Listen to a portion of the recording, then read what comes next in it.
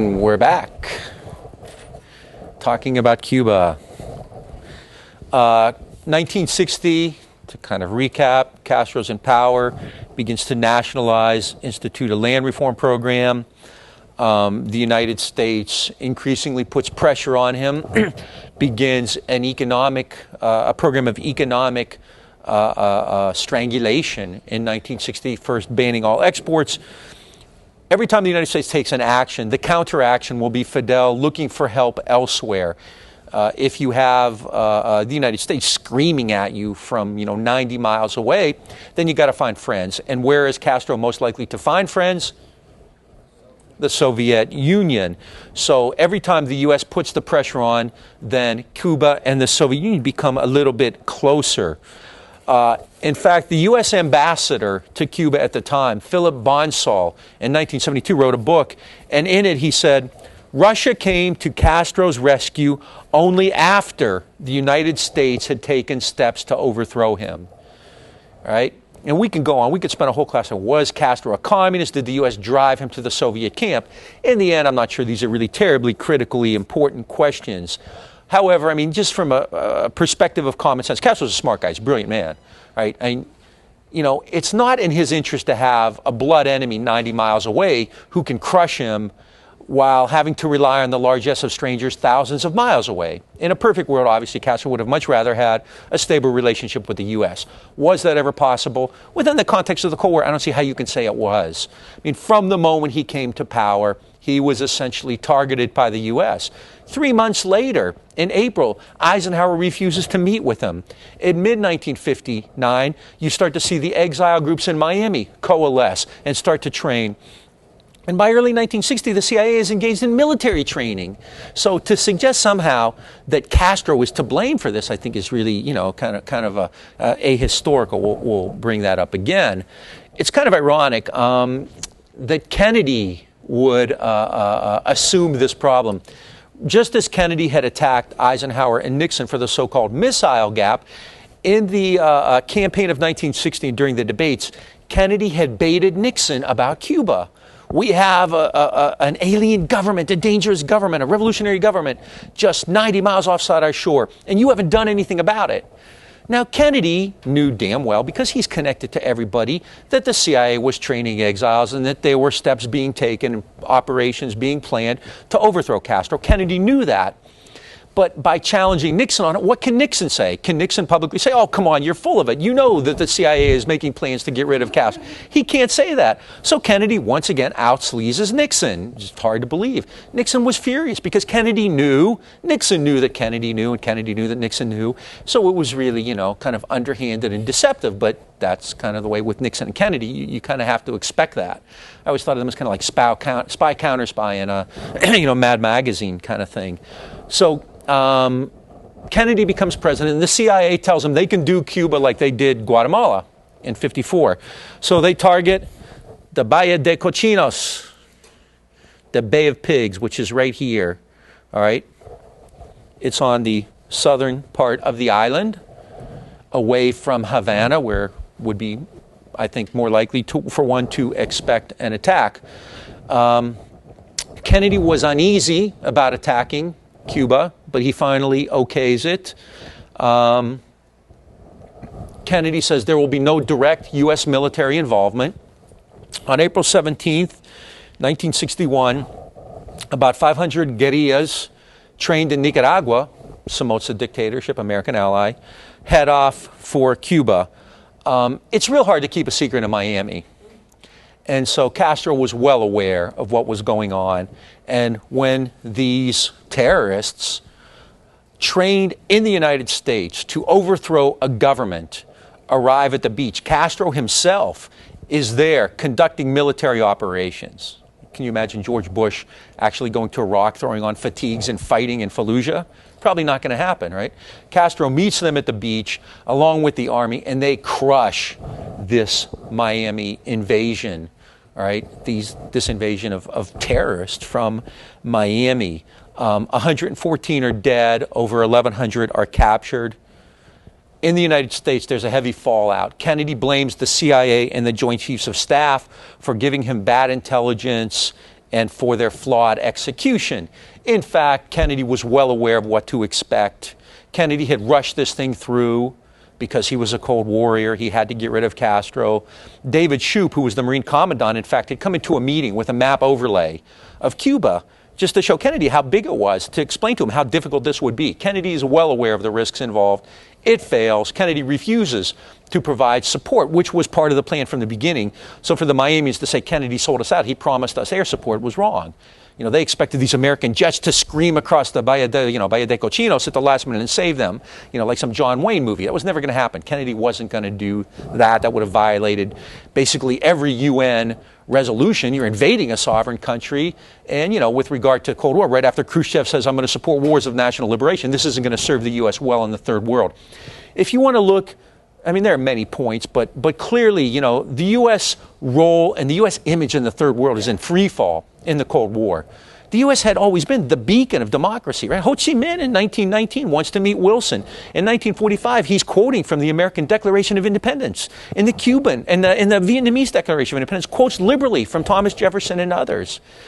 So the United States had always been the beacon of democracy. That's the country you set your star to. You know, you hitch your wagon to the U.S. and you want to be like them. Well, in the Cold War, with the United States ousting Mossadegh and with the United States ousting Arbenz and taking on Nasser, the U.S. loses that luster. And, you know, when it goes off on Cuba, you start to see a real global shift. And Mao and the communists really, by this time, dominate kind of the global movement for liberation.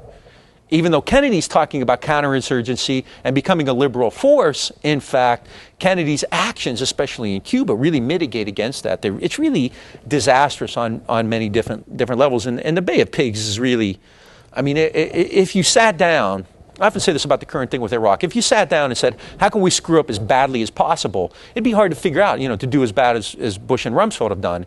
In the same way, if you said, how can we really screw up in Cuba, you'd be hard-pressed to come up with a worse plan than the way the Bay of Pigs came out. Kennedy, in fact, blames the CIA, blames the JCS. There's a real connection, I think, between Cuba and Vietnam, because after this disaster in Cuba, Kennedy, you know, he looks like a kid. He's the youngest president. Was he 42 or 43 at the time? Cuba goes badly. There's a situation in Laos going badly. The Germans build the wall. I mean, he just looks like a kid. He just, you know, he's kind of being manipulated. He doesn't look like he has any sense or any footing in global affairs. And I think because of this, especially because of the Bay of Pigs, he has to do something somewhere, and Vietnam becomes the place. In fact, Walt Rostow, his national security, who will become his national security advisor, sends him a memo saying, you know, after this disaster in Cuba, you know, clear-cut success in Vietnam may be a way to overcome that. So, I mean, I think there are others, McNamara and others, are suggesting the same thing, that, you know, we screwed up Cuba so bad. We need a victory. We need to look good somewhere. Maybe Vietnam will be a good place to do that. That's a political consideration. I mean, that's not the reason the U.S. goes into Vietnam. It's much larger, kind of a political economic program that James talked about with regard to kind of regionalism and rebuilding Japan and all that other stuff. But clearly, I think politically, Kennedy, Bay of Pigs is a disaster. It's just, he looks like a chump. I mean, it's just really a mess. It's a cluster screw up, and everybody knows it, and he has to rally somewhere else because the Bay of Pigs was a mess. After the Bay of Pigs, Kennedy program toward Cuba becomes even tighter. And the phrase you often see is tighten the noose. You see that all the time. JFK tightens the noose. They establish a full-blown economic blockade against Cuba. They remove Cuba from the Organization of American States. The U.S. invades a sovereign country, and then they get kicked out of the OAS, not the U.S., right? They continue their propaganda. They continue to fund and support these Miami terrorists. They plotted a lot of assassination attempts. I just have this. This is kind of fun if you have some time to kill. This is a CIA document. In 1976, a senator from Idaho, Frank Church, actually created a select committee on CIA activities, the Church Committee. And it went back and found all these records. And this is a part of the Cuba report, but it's really something. But this details what the U.S. did to try to get rid of Castro. I mean, it's really like Rocky and Bullwinkle kind of stuff. Aerosol attack on radio station. Contaminated cigars. They were trying to, his cigars would blow up and kill him. My favorite is the depilatory they were going to give him something that would make his beard fall out, so he would be so embarrassed he would have to resign, right? I'm not making this up. I wish I could, right? I mean, this is, the lethal cigar. They detail the whole thing. Lethal pills. One came close. They every day at a certain time, Castro would go to a little, what do you call it? The old Woolworths kind of things. Pharmacies would have little soda fountains there. And he would go every day and get a chocolate milkshake. And so the CIA got to this one guy and they gave him this little cartridge of poison that he was going to put in Fidel's milkshake. And so Fidel goes to get the milkshake that day and the thing was in the freezer. So it got stuck to the freezer. And the guy's over there trying to get it off and the Castro's bodyguards finally go and see that that's what it is. I mean, the Castro always said that was the closest he came. That was the close one. Another time they got to one of Fidel's mistresses, and she apparently goes in and she has a gun. And it's a beautiful scene right out of Hollywood. The way Fidel tells it, she looked at him and Fidel says, "Go ahead, kill me." And she can't do it and throws the gun down and runs into his arms, I think Meg Ryan is making a movie. I'm not sure, I mean, some of them are, but I mean, they've detailed, they enumerate, I think, 30-some assassination attempts. Many ridiculous. Another plot was to seed all the clouds above Cuba so that it wouldn't rain, so that the entire sugar crop would be ruined, right? I mean, it's stuff like this. It's really Rocky and Bullwinkle kind of stuff. And, but if you're Castro and these guys are, screaming at you, trying to kill you all the time, I mean, he's uncovering plots day in and day out. I mean, luckily, the Miami community is just really, kind of out of it. And then, there's no secrets. So, he has agents in Miami. And so as soon as something's up, he knows about it and can take action against it. Yeah. Was he taking these really seriously? Oh, yeah, of course he was. He had to. I mean, we can make fun of exploding cigars, but for every exploding cigar, there was there were groups infiltrating. There are boats from Miami getting into Cuba every day. There's sabotage. They're blowing up refineries and burning sugar crops and things like that. I mean, there's some real damage being done. What did Kissinger say? Paranoids have enemies? No, he's not paranoid. I mean, it's realistic. See, the thing about Castro, which is even true to this day, if you ever see an interview with him, guy walks around the streets of Havana, And so he never, he wasn't kind of one of these guys under siege. So, I mean, he took them real. He had to take them real. They were real. I mean, the United States, the U.S. violates pretty much everything on the books in Cuba from the beginning. I mean, this is, in many ways, this kind of gets me going more than Vietnam does because it's really quite outrageous. I mean, you want to talk about, terrorism and aggression and all these, highfalutin concepts that the U.S. likes to invoke. I mean, right here in one little country, you see it all. I mean, you really do, So Kennedy tightens the noose. There's sabotage throughout Cuba. There's skirmishes. It's really quite ugly. From that point on, the United States is singular in its goal of getting rid of Castro. And in 2004, it's still singular in its goal of getting rid of Castro. I mean, Eisenhower was president when Castro took over.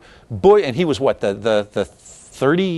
31st president or something like that? I can't remember. No, he's more than that. 34th president, right? Bush is now what, the 43rd president, right? And Castro's still there. Back in January of 1961, Kennedy was saying, this is Castro's final hour. 43 years later, that's one hell of a long hour, isn't it, right? I mean, the United States has been singular in getting rid of Castro and has not been able to, and really alienated. I mean, the level of influence and prestige and goodwill the U.S. has lost is really outrageous. I think it's 10 presidents, that Castro's outlived, right? In addition to that, I mean, kind of the activity that the U.S. has not only turned an eye to, but actually sponsored in Miami is really incredible. I mean, it's kind of funny. After 9/11, everyone talked about the Saudi connection to Al-Qaeda or Iran's connection to Al-Qaeda. I mean, the American government's connection to these anti-Castro Cubans in Miami puts all those to shame. It blows them away. I mean, there's a direct link there, right? I mean, if Castro... if the tables were turned according to the Bush doctrine, Castro would have every right to invade Washington, D.C., based on what the U.S. government has tried to do to Cuba, right? But it's just a matter of power. Anyway, from that point on, I mean, as far as they're concerned, Castro's days are numbered. Obviously, that's not the way it worked out. it's almost inevitable then, given those circumstances, that Cuba will become the site of another major crisis, and it does so in just a little over a year. All right. Throughout 1962, the Cubans and the Soviet Union had been having discussions about arming Cuba. Why? Because everyone in the world assumed that an American invasion of Cuba was likely, if not imminent. Why? Because everyone in the world assumed that an American invasion of Cuba was likely, if not imminent. So they're talking about putting nuclear-tipped SS-4 missiles in Cuba. Those missiles were medium range. They had a range of about 1,100 miles, which meant that they could have wiped out pretty much the entire eastern half of the U.S., killing at the time, I don't know, 75, 80 million people. Robert McNamara, the Secretary of Defense, real hawk, later said, they had in the 80s and 90s, they started having all these meetings between Americans and Cubans, and McNamara met, Fidel and others would all get together and they talk about the Cuban Missile Crisis. And McNamara admitted, this is the Secretary of Defense, if I had been in Moscow or in Havana at that time, I would have believed that the Americans were preparing for an invasion. This is McNamara saying, yeah, we understand, sure, it looked like it. I mean, in fact, they were, but, So. The military was, in fact, the U.S. military was, in fact, making plans to get rid of Fidel. In charge of this, which was called Operation Mongoose, was a guy named Edward Lansdale. Lansdale's a character. I'd like to tell more Lansdale. He was a nut. Lansdale was a psychological warfare expert. Like, he had made his mark in the Philippines after World War II or in Malaya after World War II it was in the Philippines, the Hucks, defeating a communist rebellion. Lansdale would do things like he would find these communists and he would kill them and then hang them from a tree upside down and drain all the blood from them and tell them that vampires were there and that if you were a communist, vampires would kill you and suck all the blood out of you. It's just goofy stuff like that. It's like a lot of it was childhood pranks, putting sugar in people's, gas tanks and things like that.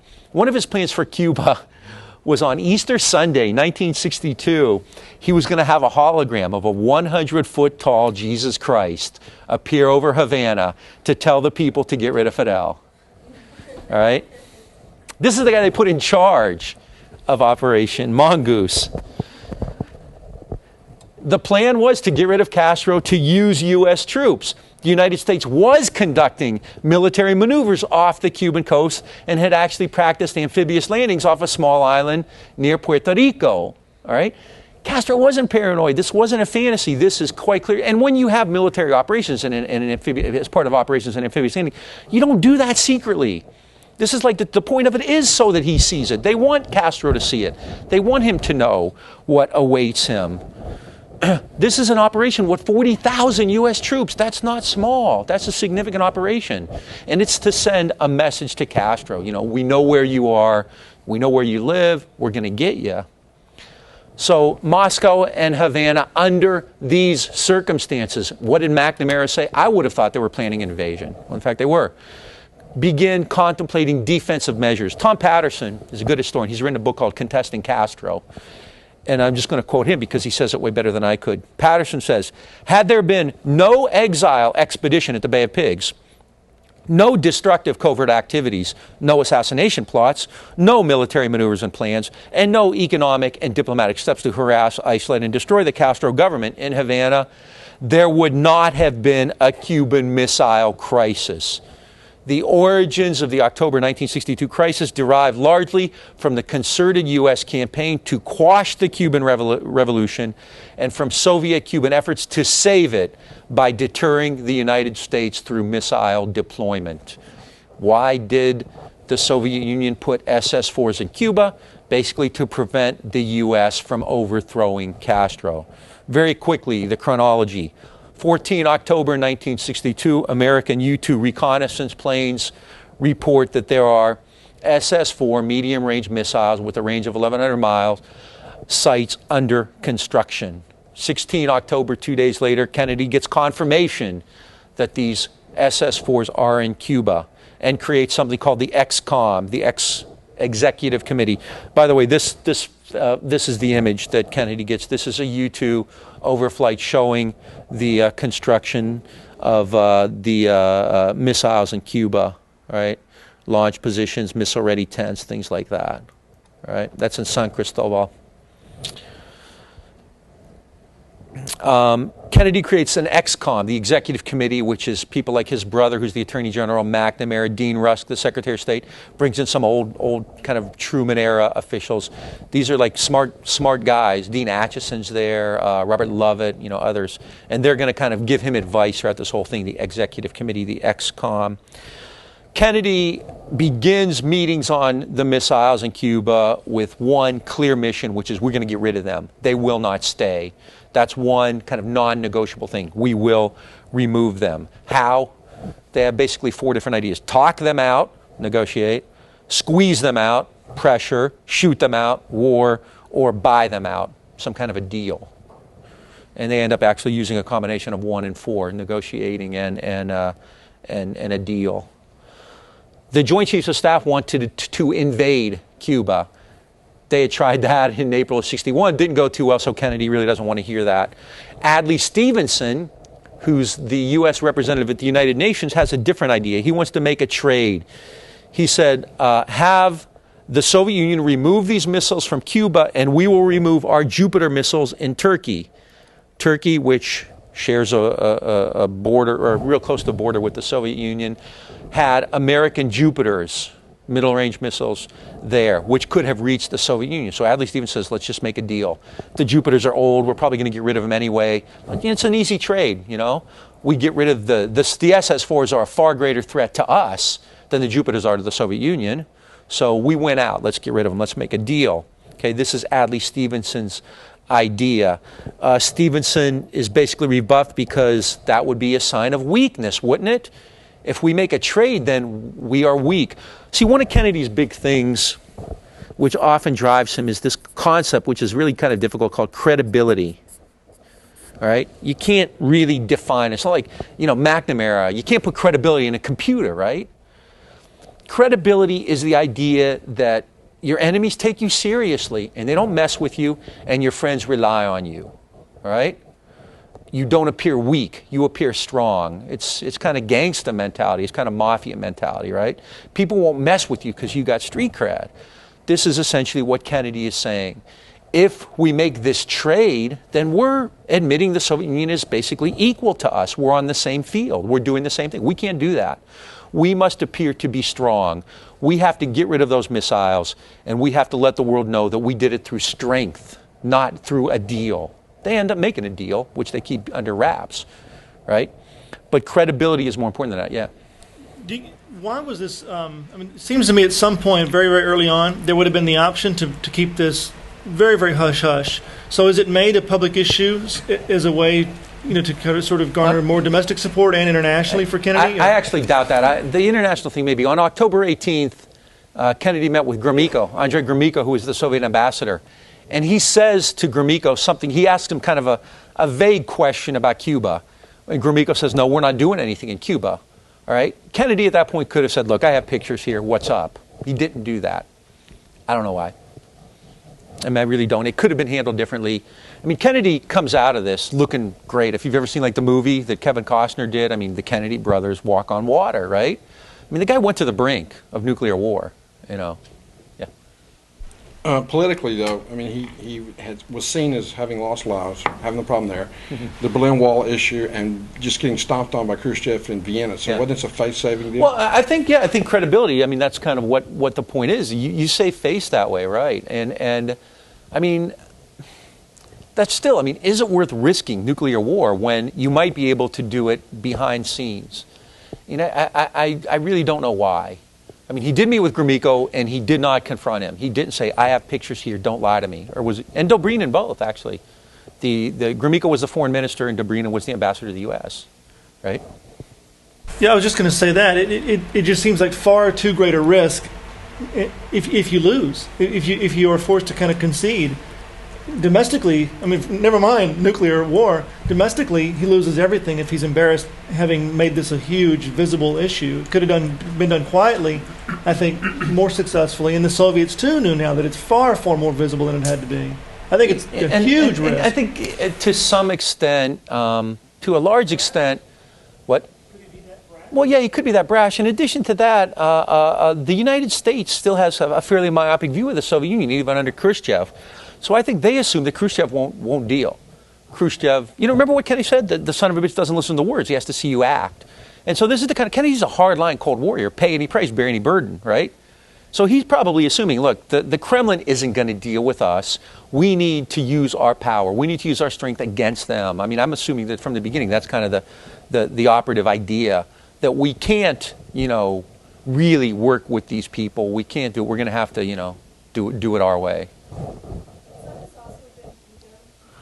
Well, I mean, there's a lot of people. I mean, there's all kinds of psychological studies on Kennedy. Richard Reeves has done a study on character, and what's her name, Gail Sheehy, and all these people. There's a lot of talk about. I mean, Kennedy. There's this element of machismo and ego and all that. I personally don't do that kind of history. I don't. I think that anybody who's president is going to have ego and is going to have this kind of, basically this outlook on the world. So. I'm not sure anybody would have handled it all that differently. It's also, 1962. I mean, the Cold War is pretty intense, and McCarthyism hasn't been gone all that long. So, if you're the president, somebody says the Soviet Union has missiles in Cuba, you hit the roof and say, those no good so-and-sos, we're going to get rid of those things. You don't think to say, hey, come on over, we got to talk. I mean, this isn't the way they do things. This isn't the way they operate. These guys are power-oriented. There's a real sense of hubris, that kind of Greek concept of excessive pride, because they are so powerful. I mean, there's no reason for them to think that they can't force the Soviet Union to get rid of these missiles. I'm going to push the... Like just this morning, I heard Cheney talking, and he said, like you say, the perceived weakness. He said terrorists, they attack our perceived weaknesses, not our... Right. How strong we are. Right. And you will be, if you, and it's kind of funny because one of the lines of the inaugural is, we must never fear to negotiate, but we must never negotiate out of fear. Right? And essentially, this is kind of, we can't negotiate because we're afraid. I mean, this is, I think a lot of this is, this is our credibility. We must appear strong, because if we cut a deal behind closed doors, and other people find out about it, they're going to use that against us. We have to win. I mean, we must win this thing, because the whole world depends upon this system where we are relied upon to help our friends and hurt our enemies. It's credibility, right? Because if we don't do that here with regard to these missiles in Cuba, then they're going to take advantage of us all over, in trade, in nationalist movements, all over. Yeah.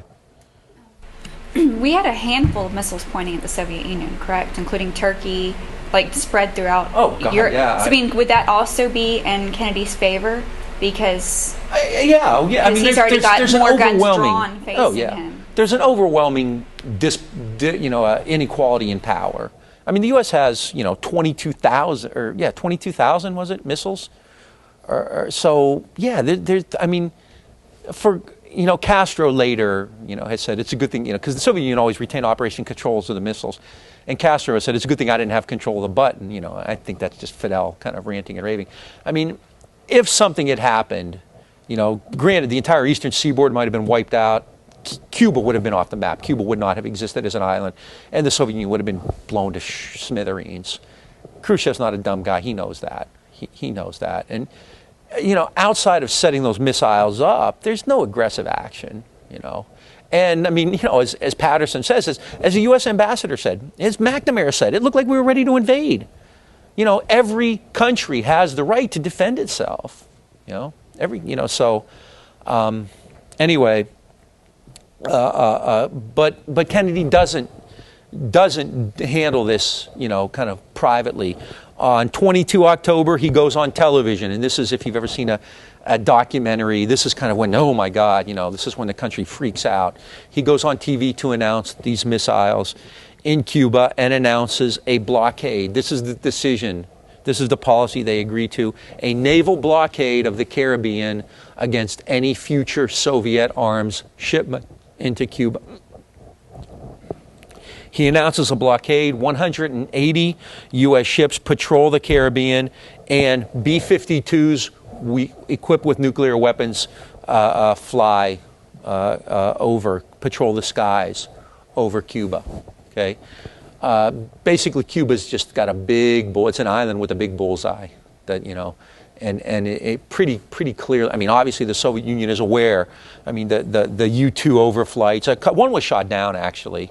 The B-52s, it's pretty easy to see, know a B-52 is hovering overboard to patrol. So, I mean, clearly the Soviet Union is aware of what kind of an armada basically Kennedy has put together in the Caribbean. So they would have, if they act aggressively, it would be with a full awareness that they were basically committing suicide. And Khrushchev's not a stupid guy. He's not. So on October 22nd, Kennedy goes on TV to announce this. Missile construction continued, but Soviet ships stopped in the Caribbean at that point. All the Soviet ships stopped when the American blockade had become effective. A few days later, on the 26th of October, a Soviet agent talked to an American newscaster, a guy named John Scali, who worked with ABC News, and made an offer. He said, we'll get the missiles out of Cuba if the United States publicly promises not to invade and overthrow Castro. That same day, Khrushchev sends a letter to JFK, and he says, these missiles are defensive in nature. However, we will withdraw them if you publicly promise not to invade Cuba. It's the same offer that they had made to Scali. Khrushchev sends a letter to Kennedy. The next day, on October 27th, the Soviet Union shoots down a U-2 plane, taking photographs of the missile sites. That day, Khrushchev sends another letter to Kennedy. This time, it's not quite so conciliatory. And he says, I want a quid pro quo on the Jupiter missiles in Turkey. We'll get ours out of Cuba, but you take yours out of Turkey. Kennedy and his brother say, we're going to ignore the second letter demanding the removal of the missiles in Turkey. We're going to respond affirmatively to the first one, which says, you get rid of your missiles, we promise not to invade. All right? We will remove our missiles. We will promise not to invade Cuba if you remove your missiles from Cuba. Privately, they make a side agreement. We'll also remove the missiles from Turkey, but you can't tell anybody about that. And if you do, we publicly disavow the entire deal. So they did make a negotiation. They cut a deal. All right? But it couldn't be made public because Kennedy would lose credibility. Okay? The Soviet Union withdraws the missiles. Kennedy had stared them down. This is a huge victory for JFK. Khrushchev tried to turn it into a victory by saying, I saved Castro's government. He's not going to get overthrown now. But in fact, it was perceived as a sign of weakness, and he himself was overthrown in about a year and a half, in about 18 months. Khrushchev is ousted at the Kremlin, and ultimately Brezhnev comes into power. What does that mean for U.S.-Cuban relations? Outside of a public promise not to invade Cuba, which the U.S. really probably couldn't have done anyway and gotten away with, not a whole lot. The so-called tightening the noose continues. And ironically, on November 22nd, 1963, does that date mean anything? What happened on that date? Kennedy's assassination. On that very date, a Cuban operative, whose codename was A.M. Lash, I believe, met in Paris with a CIA agent who handed him a ballpoint pen, which was rigged with a hypodermic needle that he was going to use to assassinate Castro. So, on the same day that Kennedy was killed, the CIA was beginning another harebrained scheme to kill off Fidel. You want to know why U.S.-Cuban relations are so rocky? If you want to know why, some of the world doesn't necessarily take seriously American rants and raves about terrorism, you look at Cuba, where the United States conducted what can only be termed terrorist activities. You send a private militia to another country to overthrow it that you've trained and supported and funded, then, how else are the Cubans supposed to look at that? It's funny, 1,100 of those people were captured, right? None of them were executed, I don't think. And I think all of them have finally been released. The last was released a few years ago, if I'm not mistaken. But it's kind of funny because the Americans throughout the 60s and 70s and 80s would often talk about how Castro was violating human rights because he continued to keep these people in prison, right? They were in jail. They tried to overthrow the country. Can you imagine, if in the, it goes without saying, the kind of whole concept of universality, what applies in one place should apply everywhere, is just kind of out the window. Yeah. Can you just speculate on whether this U.S. aggression had helped stay Castro in power? Well, it didn't hurt. I mean, it clearly didn't hurt. I mean, being able to say, look, our problems are caused by this external force certainly doesn't hurt. I actually, well, go ahead. Well, do you know if Castro initially planned to be a long-term ruler? Or? No, I mean, there's no evidence of that. I think, and I've had this debate argument with a lot of people, I mean, I think it would probably at any point have been impossible for Castro to leave had he wanted to because of that. Because any step back, the U.S. would have said, see, we beat them, we won. So they really did create an impossible situation. I actually think Castro was and remains very popular, for the most part. I mean, they're clearly grouped. The guy's violated human rights. I mean, he's thrown people in jail for writing poems, negative poems about him and stuff like that.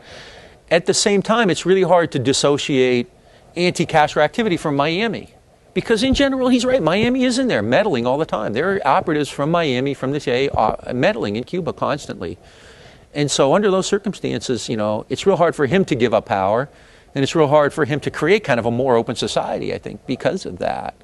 But I mean, if you read, the old people love him. I mean, every time there's a documentary or somebody goes to Cuba, several, we've had colleagues and whatnot come back. The people who remember Batista obviously adore the guy because life is so much different. There's some, kind of some of the young kids want MTV and, Britney Spears albums and stuff like that. But, I think, clearly the U.S. attacks have strengthened his position in some ways, but I'm not really sure. I think this is a legitimate revolution. I mean, Castro often said that, he was often very critical of the Soviet Union. And he often said Eastern Europe isn't really communism. That was imposed. That was the Red Army that stayed there. He said in Cuba, the people chose this and they continue to keep it in power. And that's why the U.S. won't get rid of us. We're legitimate. So, I think he's probably got a point there. In one of his major points, though, that his security forces are pretty good. His security forces are very good, So there's not going to be opposition? Not if he can do anything about it, no. No. I mean, he basically continues to insist. Last year there was a so-called crackdown, and 80 dissidents were thrown in jail. And not just the government, but Western intellectuals and a lot of lefties attacked Castro and signed petitions against him and whatnot. What wasn't brought out was that those 80 people had recently met with representatives from human rights groups in Miami. And as far as Castro was concerned, that's fair game. They meet with Miami. They're plotting to overthrow me. Imagine if a group of Arab intellectuals in the United States had a meeting with Syrian officials, a Syrian government group. How would the U.S. respond? Well, we already know. We know what the Patriot Act does, right? 1,200, 1,500 Muslims and Arabs are arrested. I'm not saying this is a good thing. I'm not saying it's justified. It's what every government does when it feels its internal security is being compromised. Yeah. You want to push on that thing? I think those meetings you were talking about with the dissidents happened at the residence of the U.S. ambassador, some of them? Yeah, they have. Yeah, some of them did take place, right. The U.S. Embassy was well aware of that and coordinating, absolutely. So, I mean, is Castro paranoid to think they're because they portrayed a human rights group. That sounds nice, and, how can you be against the human rights group, right? Well, they're meeting with Miami at the ambassador's residence, a government, the U.S. ambassador's residence, the ambassador of a government who's dedicated to getting rid of you for 40 years. I don't think that's paranoid, I mean, I think, the guy has been attacked and victimized so often. It's kind of funny, several years back, there was a so-called human rights group, Brothers to the Rescue, was Hermanos de los Rescate or something like that, which was shot down over Cuba. It was flying propaganda missions. It was releasing, all kinds of papers, get rid of Fidel, he's no good, that kind of, Fidel's a rat fink, that kind of thing. Flying over Havana airspace, and finally the Cubans shot one of them down, right? And it was a big fear. Can you imagine Castro shooting down these innocent civilians in their airplanes? Again, imagine a Libyan airplane violating the airspace in Washington, D.C. What would happen, you know? I mean, it's just absurd. I mean, the attack on Cuba really, I mean, it gets to me far more than anything in Vietnam, really, you know, because it's just so outrageous. It's just such a consistent and harsh violation of this bullshit rhetoric about human rights and everything else. That's all you can call it.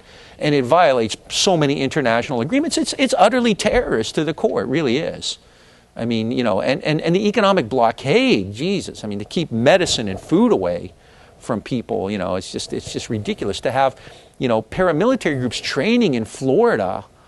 In 1976, I'm on another Germans bomb Pearl Harbor toot. In 1976, a Cuban airliner was hijacked and was actually blown up, and 80 Cubans died. The guy who did it was a man named Posada Carilles. Posada Carilles was a terrorist. He was arrested and put in jail in Venezuela. I think the flight where he was in Venezuela, the flight was headed to Venezuela. I don't remember the connection. But he escaped with the help of friendly officials and made his way to Miami. Now, this guy blew up an airplane and killed 80-some people. There's really little question about that. Posada Carilles never really denied it. He was a hero in Miami when he got there. They had parades welcoming him because he had blown up a Cuban airliner, right? Now, what would most extradition treaties and international law suggest? What should the U.S. have done? You would have thought so. That didn't happen. Posada Carilles continued to live.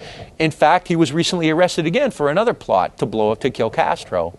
So, I mean, the U.S. openly has trafficked with people who were conducting, if you blow up an airplane and kill innocent people, I mean, by this 911 standard, that's terrorism, isn't it? The U.S. never took any action against Posada Carilles, and they're just like a laundry list of people like that.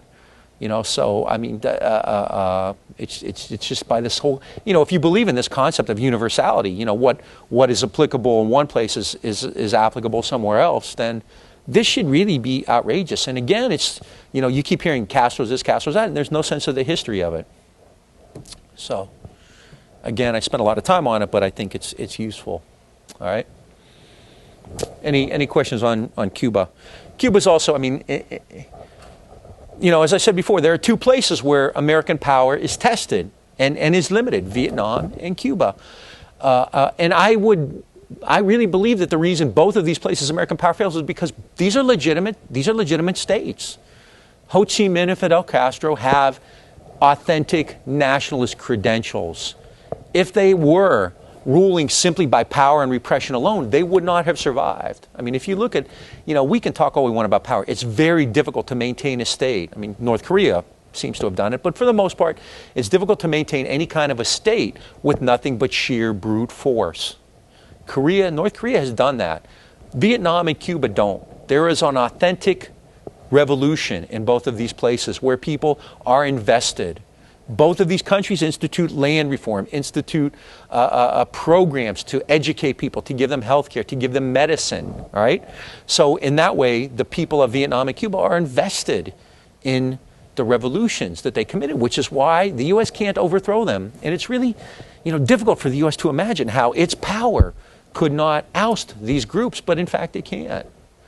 Now, you know, if Cuba was that easy to get rid of, they would have been gone long ago. Right? I mean, why has the U.S. hesitated to have done that? I mean, in the same period, it's gotten rid of Guatemala, it's done it in Iran, it's done it in Indonesia, done it in Chile. I mean, all over the world. Why not Cuba? You know, because there's an authentic revolution there. U.S. can't simply march in and plant a flag in Havana, open up a McDonald's and a Starbucks. It's not that easy. It doesn't work that way. Anyway, yes. If Castro does actually die one day, what do you think will happen? Just a prediction. Yeah, that's always the thing. I don't know. I mean, clearly, I think Miami would be emboldened and try to do something stupid. And I suspect that the Cubans don't really want people from Miami coming in and running their country. So I don't know. I mean, right now, the plan would probably be for Castro's brother Raul to succeed him. There are some younger guys who are pretty dynamic and who would be in line. Ricardo Alarcón, I can't remember the other one. One's like the foreign minister, the other one is the head of Congress. Younger communists. I think the Cubans would probably prefer to see them rather than Raul in power. It could be very bloody. It could be very ugly. I don't know. No, there'll be a secession. Well, there are elections. I mean, communist elections. Yeah, I mean, they'll do that, but they're not going to have, they're not going to let people from Miami come and run for office. No, there's nothing like that at all is going to happen, right? Any more than Texas is going to let Ralph Nader on the ballot. No, there won't be any kind of open elections. No, there will be a succession. The communists will choose the leader. Yeah, absolutely. Castro gave a recent interview. I can't remember who gave it, who it was with, but I don't have Oh, okay. But he was talking about, like, he has plans on implanting on, certain people, and the United States will not come in, and basically ruling from the grave. Yeah, I mean, I think that, the party has, clearly. I mean, there are people there. You can pinpoint who's likely to take over. Yeah.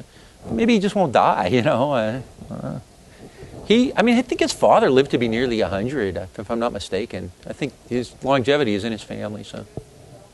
Yeah. All right. Following up, I think Cuba is really the kind of most clear-cut example. It's really one of the great, morality plays of the Cold War. And it really kind of exposes a lot of this rhetoric that we hear. But Latin America in general, I think, is really kind of wonderful if you want to study the Cold War, if you want to study all these concepts of globalization and terrorism and rhetoric and democracy and everything else. Latin America is great. Latin America, what did Kennedy call it? The most dangerous area in the world. The United States will take a dual approach in Latin America: militarization and money. Militarization and money, right? And I want to talk about that. First, I'm going to talk about internal security, militarization. By 1962, the Cuban Missile Crisis, it was clear that the Soviet Union did not have the capability or really the intent to intervene in Latin America. I mean, they leave. Again, when confronted, what does the Soviet Union do? What does the USSR do when confronted? It backs down. Every case, right? Because they understand that they don't have anywhere near the power of the United States. Any provocative move by the Soviet Union or Cuba in October of 1962 would have led to the obliteration of those countries, in addition to who knows what else.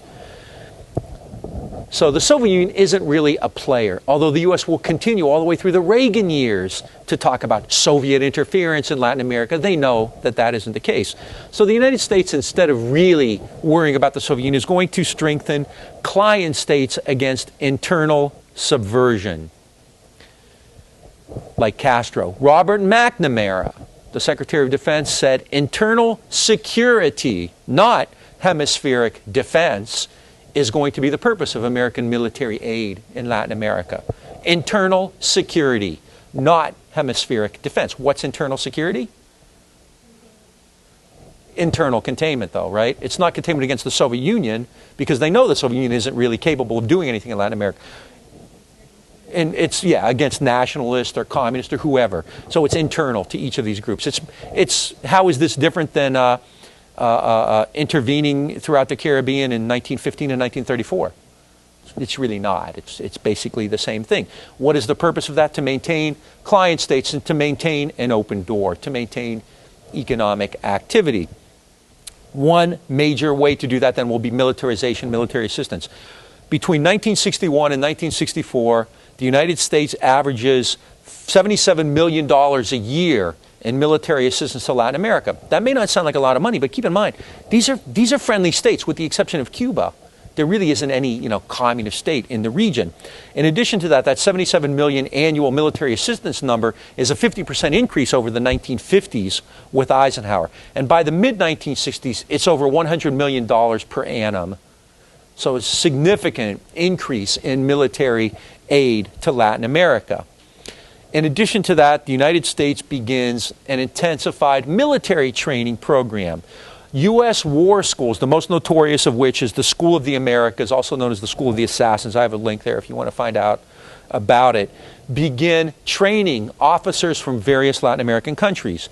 They reserved 360 spots for riot control training, 344 for counterinsurgency training, 160 for psychological ops, PSYOPs training, 77 for civil affairs training. an average of 3,500 Latin American officers a year in the 1960s trained in American war schools, with a peak of 9,000 in 1962, the year of the missile crisis. The most notorious of these was the SOA, the School of the Americas, known by its critics as the School of the Assassins. The SOA has trained 63,000 military officers from Latin America over the past half century. Included in this group are the most notorious human rights abusers in the entire region. The entire National Guard, the Guardia under Somoza, trained at SOA. The people who worked with Pinochet in 1973 when he overthrew the Allende government in Chile were trained at the School of the Americas. More recently, Vladimir Montesinos, who was the main torturer in Peru under the government of Fujimori, trained at the School of the Americas. 63,000 people have trained at the School of the Americas. They have committed the most the government of Roberto Dobizon in El Salvador, which killed 80,000 of its own people. The generals in Guatemala, which killed 250,000 of their own people. All of these people were graduates of the School of the Americas, the so-called School of the Assassins. In the 1950s, in fact, SOI even put out a training manual on how to assassinate your political enemies. They made no bones about what they were there to do. Their goal was to train Latin officers to maintain internal security, which meant to use whatever means were at your disposal, including torture and repression, sticking, electrical charges to people's genitals, disappearing people, putting them in helicopters and throwing them, drugging them, throwing them out over the ocean, which is what the Argentine junta liked to do. All of these were committed by people who were trained in the United States, especially at SOA. Tell the families of those people who were attacked and murdered that that's not terrorism. All right? The United States also spent $50 million a year on Latin American police and training for police in the United States. In Brazil alone, for instance, the police in Brazil got 36 patrol cars. This was in the early 60s. 36 patrol cars, 52 jeeps, 260 portable radios, 800,000 rounds of pistol ammunition, 540 riot batons, 122 gas masks, 20,000 gas grenades, 20 fingerprint kits, $137,000 computer information processing system. As Slim Pickens says in Dr. Strange, a guy could have a hell of a good time with all that stuff on a weekend, right? All that in 1 year. In 1962, Kennedy allocated $9 million for such civic action programs, $54 million eventually. And the most notorious institution was the School of the Americas. When SOA was started, one Latin American official said, "Give me the names of the first 60 students and I'll pick your presidents in Latin America for the next 10 years. This is a Mexican official. Mexico was always the iconoclast. Mexico voted against Cuba being removed from the OAS. Mexico was the only government to maintain diplomatic relations with Cuba. It's really ironic. I probably won't spend much time on Mexico. Mexico was, because everyone talks about Cuban democracy, okay? Granted, Castro's been in power for 40-some years now. Who was in power in Mexico from 1917 until, 2000? The PRI, the same party. Different people, but the same party. All right? If you know anything about the PRI in Mexico, well, a PRI president, Luis Echeverria, was just indicted for genocide, for killing so many political opponents. In 1968, the Olympics were held in Mexico. Outside of the Olympics, students were demonstrating and protesting. Perhaps 3,000 were killed by the security forces of Mexico. I often say this and people look at me weird. The PRI is by far a more gross human rights violator than Castro could ever imagine being. The PRI has disappeared thousands, if not tens of thousands, of its enemies, maintained control in Mexico with an iron fist as the only political party for like 70-some years. If Castro ever did half of what the PRI had done, the U.S. would have invaded. Okay? Nonetheless, the PRI actually recognized Fidel. It's a weird world, it's a weird place. So this Mexican official says, the School of the Americas is going to train these people to become American puppets. Give me the names of these officers and I'll tell you who the presidents of Latin America. And he was right. If you look at people who led these military juntas in Latin America, 9 governments were overthrown. Between 1961 and 1966, there were 9 golpes, 9 coups in Latin America, most of which were conducted by American-trained military officers. It's not a coincidence. So militarization, again, militarization becomes a substitute for development. All right? development. I put a question mark, development, question mark. So the U.S. sends bullets, right? But it sends dollars too. But does it send dollars in order to create a viable, modern system, to develop Latin America, to create a middle class, to create educational institutions or reform or modernity? No, no.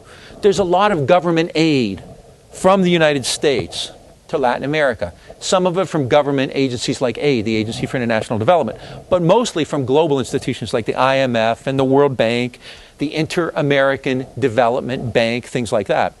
U.S. aid ended up accounting for 60% of Latin debt in the 1960s, right? You put them in debt. What does that do? When somebody's in debt to you, what do you have? You have control, right? The United States basically owns the Latin debt. In 1963, a report from a Presidential Commission on Foreign Aid said, although the U.S. cannot insist upon the establishment of our own economic system, the U.S. should not aid a foreign government in projects establishing government-owned industrial and commercial enterprises which compete with existing private endeavors. I need to say that again, okay? The U.S. should not, we can't insist upon the establishment of our own economic system, but we should not aid a government if it's going to establish government-owned industrial and commercial enterprises which compete with our private enterprises. What's that say? Are these countries going to be allowed to create their own development? All right? No, they will have to do it on privatized ways. In the United States, you know anything about America in the 19th century? 1800, is the U.S. a world power? Of course not. We talked about this in the first class, right? The U.S. isn't a world power in 1800, right? What does the United States, when does the U.S. finally become what you might call a world power? It takes about 100 years, doesn't it? In the meantime, what kind of procedures does the U.S. take? What kind of process does it follow? It creates an industrial base. How does it do that? What does the U.S. government do to foster industrialization in the U.S.? Subsidies, tariffs, land grants, right? What does it develop a free trade system? Is there free trade? No, of course not. There are massive tariffs, so other countries can't sell their goods because, you know, Britain is far more developed than the U.S. is, right? So economic evolution, economic history indicates that states need heavy intervention from the public sector in the form of grants or subsidies or tariffs or protection, something like that, right? What the U.S. is saying is that Latin America, which is in 1960 roughly analogous to where the U.S. was in 1800, isn't allowed to do that. We're not going to allow them to set up public institutions because they may compete with our private firms, right? Is that a legitimate program for development? No. It's a program for economic empire, economic hegemony, and this is precisely what it is. So the United States clearly is going to oppose socialism, but more than that, it's going to oppose any system which is going to use public resources in order to foster economic development. Why is it going to do that? Because they want to foster capitalism and they want to create a fertile ground for American corporate interests to come in and invest and exploit labor and get raw materials. This is how globalization inevitably is going to happen. Liberalism says we believe that we have to go in and foster development in these states. But if you do that, are they likely to do what you want them to do? No. They will develop public institutions. Everybody has. The U.S. did throughout the 19th century. What they're trying to do is say, economic evolution doesn't count with you. We're going to skip that process. We're just going to skip it. It's kind of what the Soviet Union does with Marxism. They skipped the whole process of industrialization, which is what Marx said was kind of essential to have a real communist state. They just skipped that. They went from this feudal, piss poor, agrarian state to communism, and you don't, and in the same way, the U.S. is telling the Latins, you have to go from this feudal, incredibly poor agricultural state to capitalism. And in neither case can you do that. There are evolutionary processes which they basically ignore. American foundations begin to send millions of dollars. And remember, James said the Ford Foundation sent $35 million to Vietnam. The numbers in Latin America are probably similar.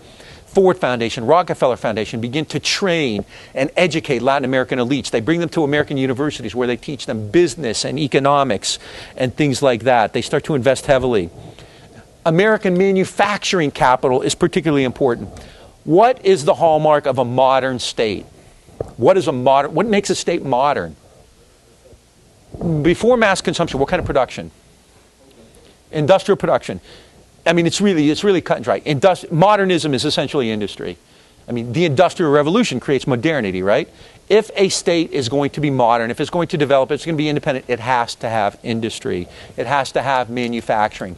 All right? What was the Civil War? Remember the Civil War? You had industrialization in the North, not in the South, right? You know, agricultural states are not modern. They're not developed. They're not capitalist. Like, by definition, that's not a capitalist state, right? So if you want modernity, if you want capitalism, you need manufacturing. They go together. They cannot be separated. They're inseparable. So if Latin America is truly to become modern, what would it need? It would need to develop its own economy, particularly a manufacturing base, wouldn't it? The United States in the 1960s invests about $4.5 billion in Latin development, especially in Mexico, Brazil, and Argentina, which are the three most advanced consumer societies in Latin America. This $4.5 billion is about a third of the total invested in that region. All right? So the United States is going to send $4.5 billion into Latin America to develop a manufacturing base. Is that going to be a homegrown manufacturing base? No, it's going to be imposed from the outside. 4.5 billion, that's what did I say, 40%? All right? No, it's a third, so the total is over $13 billion. Over $13 billion in manufacturing capital is invested in Latin America. Is it going to be possible for the Latins to create their own manufacturing base when $13 billion of foreign capital is coming in to do it? Can they compete with that? Can Argentina compete with the US? Can Brazil compete with Britain? Can they compete with Germany? No, of course not. A good case study is automakers. The big three in the United States at the time is Ford, well, GM first, Ford, and Chrysler. Probably still is today, I guess. The big three actually restrict Latin American efforts to develop their own auto industries. There was talk and there were plans in Brazil and Argentina and Mexico to develop homegrown auto manufacturers, right? The U.S. actually works to restrict that. In the United States, the market for cars was actually declining. The post-war boom where everybody bought an automobile, was kind of over. Everybody had cars now. In addition to that, companies like Volkswagen and Toyota are coming into the U.S. market. So American manufacturers are selling fewer cars at home. What do they have to do to make up for that? You have to find new markets, right? Latin America, it's an emerging market. Emerging market, that's a phrase you often use. So the United States begins to move into Latin America. Others do too. Actually, you know what the biggest automaker, biggest auto seller, actually biggest automaker in Latin America was? Volkswagen. VW sold more cars, produced more cars. Nonetheless, the big three in the U.S. sold, international companies accounted for 85 to 95% of auto manufacturing. So basically, they dominated. They kind of were able to cut everybody else out. The United States controlled about 40% of that market. There was a 1.5 million unit market in 1.5 million cars in Latin America. The U.S. has 40% of that, which is 600,000. All right? All right. The point here is that the U.S. clearly makes a lot of money out of that. That's very important. But even more importantly, it restricts the ability of these countries to develop their own manufacturing base, which ultimately leaves them in what kind of a condition relative to the U.S.? Dependent. Bingo. That's the word I was looking for. Okay, if you've ever heard of dependency theory, Andre Gunder Frank basically argues that the goal of Western capital is to maintain a dependent system where these countries cannot develop, and so they will have to remain dependent on the U.S. And this is precisely what you see. There's a really good book on it written by one of my colleagues, Tom O'Brien. Many of you have had a CIA course. It's called Century of Business. What is it? Century of Capitalism in Latin America. Century of U.S. Capitalism in Latin America. A really good book, and I would certainly recommend it to all of you. All right? So you have militarization. You have so-called development. All right. In addition to that, the U.S. tries to create an institution to conduct its policy in Latin America, and that will be the Alliance for Progress. Critics would later say it was the alliance that lost its way. Any questions on what we've done so far? All right, the Alliance for Progress. There is clearly political upheaval in Latin America. Castro was all the proof you need of that. Other countries are volatile. You know, keep in mind too, as I said, there were 9 military coups between like 61 and 66. These are right-wing coups. Everyone, you know, I mean, it's easy to think, okay, the U.S. likes that. And in a sense, they're comfortable with it because these right-wing governments, they passed the 2 tests which are crucial, which would be, what do you think? They're pretty easy to figure out. Exactly, okay? They're anti-communist and they're receptive to American investment, American money, right? But does that mean the U.S. is all that thrilled with them? No, because a lot of these right-wing military governments, all these right-wing military, aren't necessarily advocates of human rights and democracy. They are not going to develop along the kind of liberal lines that the U.S. claims that it wants, per the open door doctrine. So even though it's certainly going to willing to live with these countries, it's not happy about them. Kennedy once said that he saw various options in Latin America. The 2 big ones were Castroism, meaning kind of a communist nationalist revolution, or military governments. He said he wanted a third way, which was essentially democracy. But if you can't get democracy, if you can't get that third alternative, then sure as hell military governments are better than Castro. Now this gives military governments great leverage, right? They can pretty much do what they want because so long as they can look at the U.S. and say, if you don't deal with me, the alternative is some kind of left-wing communist, nationalist Castro revolution, then they get what they want. They can kind of do what they want. So there's really no pressure on these right-wing military governments to clean up their act or to reform. There's rhetorical pressure, but nothing real, because the alternative, Castroism, is much worse, and they're aware of that. So they can kind of call the tune, which is why Somoza and the juntas, Castillo Armas and his successors in Guatemala, and the people in El Salvador, and the military governments in Argentina and Brazil and everywhere else, they can kind of do what they want and get away with it. The U.S. isn't going to put any real pressure on them, even though rhetorically it will, and even though really Kennedy wouldn't want these kind of people. He'd prefer that they not be in charge, right? It would be easier if they weren't, but they are. All right, so there's this real volatility throughout Latin America, so Kennedy's got to do something. And this is really because of Castro. I mean, pretty much everything in Latin America is because of Fidel, all right? So in 1961, Kennedy sets up the Alliance for Progress, the Alianza para Progreso.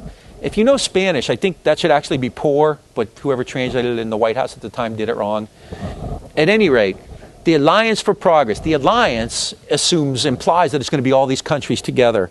The goal of the alliance is to invest $100 billion into Latin American development. 20% of that's supposed to come from the U.S., 80% homegrown. Now, from the beginning, there's a problem here, right? How are Latins, who don't have a manufacturing base, who are heavily militarized societies, going to invest $80 billion in their own development? If they had $80 billion to invest in their own development, would they need the Alliance for Progress? They'll have to borrow it, right. And in fact, you know, this is the genesis of debt. Latin America, as kind of a quid pro quo, is also supposed to establish, and this is Kennedy's third way, they're supposed to establish reform, land reform, tax reform, socioeconomic reforms, so that this money could be wisely spent. The goal, per the open door, is still to create a liberal society, a society with a middle class, a consumer base, an educated group, professionals, right? Because that will create a far greater market. I mean, if you have a country which is considered third world, poverty, I mean, you know, Nicaragua, El Salvador, Central America is incredibly poor. Most of Mexico is incredibly poor, all right? If you want to go in and sell cars or sell anything, any kind of commodity, right, what will you need in those countries you're targeting? What do they have to have? They have to have the ability to purchase these things, right? Now, there may be enough of a middle class in some of these societies to buy a few thousand or maybe even a few 100,000 automobiles. But are you really going to reach a mass consumer market that way? No, because these countries are too poor. Remember, one of the problems at the turn of the century was surplus capital, was that most of the world wasn't developed enough to absorb American capital. Well, you're not that much better off in the 1960s. I mean, Nicaraguans are going to buy a car? I mean, give me a break. They're eating rice and beans, right? Salvadorans are going to go out and buy washing machines? Of course not, you know? So the American idea is to create reform in these societies so that they can actually adapt and develop middle classes, consumer classes, so that then they can actually be open to the penetration of American capital. This is the idea. behind the Alliance for Progress. It is the imperialism of idealism. It is liberalism. This is what they're trying to do. They're trying to market liberalism to the world. But you can't enforce it, and the problem is that's the only way they can do it is through coercion. Because when countries decide not to do it that way, like Cuba, what happens? They're squished, they're crushed.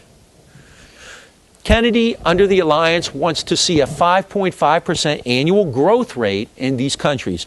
Kennedy calls for, and this is ironic, this is kind of the commodification of language and ideas. Kennedy calls for revolutionary ideas and efforts. So Kennedy is saying, we want revolution. We want revolutionary ideas and efforts. It's interesting that Kennedy can traffic in this language and these ideas. We want revolution, right? It's kind of like, join the MTV revolution. There was a story the other day, I think I told you in the New York Times, guys in New York now, all these businessmen are wearing their shirts tucked out, and they said, rebellion in New York. A rebellion means you wear your shirt tucked out when you go to work at Dean Witter, right? It's a revolution if you watch MTV, So it's this kind of reification of ideas and language. And Kennedy is calling for revolutionary ideas.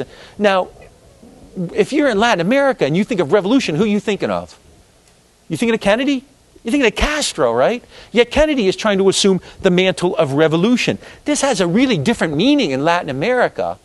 Thomas Mann, remember the guy who said that I know my Latins well, all they understand is a buck in a pocket and a kick in the ass? Thomas Mann said the Latin Americans understand revolution differently than we do. I mean, to them it means you actually overthrow the government. To us it means like the Industrial Revolution, right?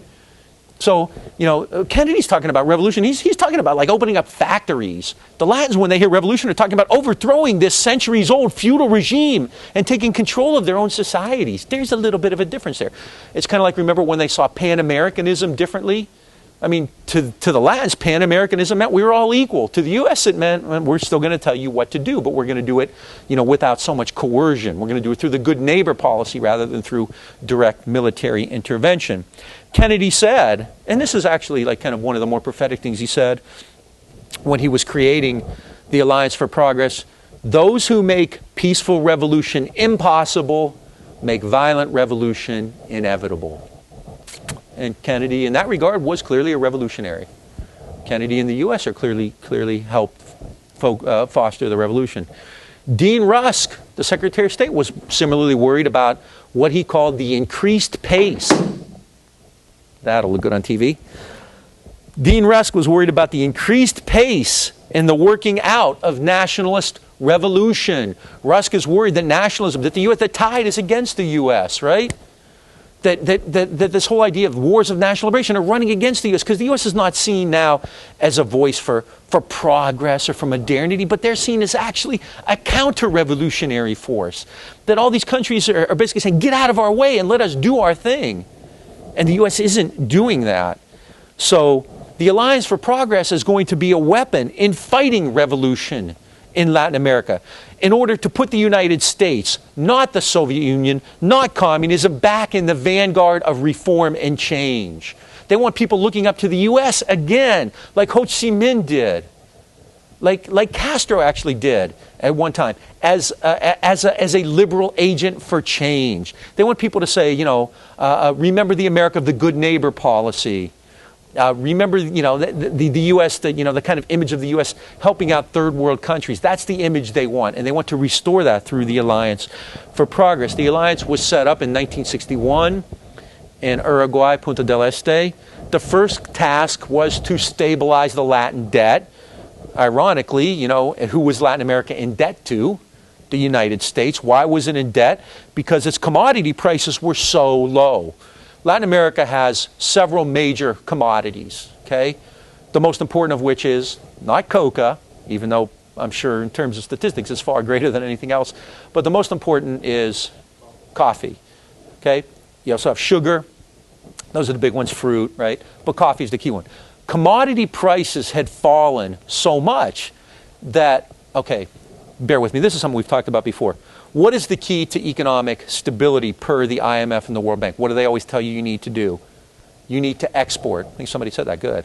You need export earnings. Okay, why do you get export earnings? Because that reduces your international debt, your balance of payments. If prices on key commodities like coffee are really low, what does that do to the domestic economy of a particular country? It means they're not bringing in enough money through export earnings, right? Coffee prices are so low, you're not making enough money in Colombia or Peru or wherever by selling coffee. So what do you do if you don't have enough intake from your exports? You borrow money, don't you? You have deficits. How do you pay off those deficits? You go to the IMF or you go to Washington, D.C., and you borrow money. So these countries find themselves increasingly in debt, okay?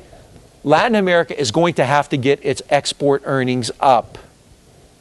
Now, the United States, how's it going to do this? It's going to have to do this. So the U.S. is going to have to subsidize them. Those countries, if they subsidize themselves, what would the U.S. do? That would be a violation of the IMF, right? If they subsidize their own industries or their own agricultural commodity growers with state money, that would violate, the IADB or the IMF. But the United States, through the Alliance of Progress, goes in and does it. So the United States actually begins to subsidize it. But who's it really subsidizing? Who's it propping up in these countries? The elites who own the land. Right? So what they're doing is essentially going in and propping up the big coffee growers and the big sugar growers and the fruit companies. And who owns much of this? The banks. And which banks? American banks. The U.S. So who's actually getting the money? Is it going to the people in Latin America, the peasants, the people in... No! It's going to the landholders and to their own people. UFCO and the banks who hold the debt. Isn't that beautiful? I mean, it's, brilliant, right? So is the alliance under these circumstances likely to work? No. I mean, this isn't development. This is a continued dependency. In addition to that, militarization. 9 governments overthrown between 61 and 66, all combined to strangle the alliance. Once these military governments come into power, the U.S. has to recognize them because they're not communist. Okay? They're not liberal, but they're not communist. So the United States has to keep these friendly anti-communists in power, even though they're going to forsake reform. And the U.S. is going to have to reinforce these military juntas with hundreds of millions of dollars in aid, even though they're not going to create development because they're not communist. And as bad as they are, they're preferable to Castroism. In addition to that, AID, the Agency for International Development, is going to pay huge sums to UFCO and Standard Brands and other American companies in order to do engineering surveys and other kinds of development. At the same time, they will refuse assistance to Latin American-owned businesses if they are in competition with U.S. firms. It's kind of a welfare capitalist program for Latin America. Is it development? No. Is it dependency? Absolutely. All right. We'll pick this up next time.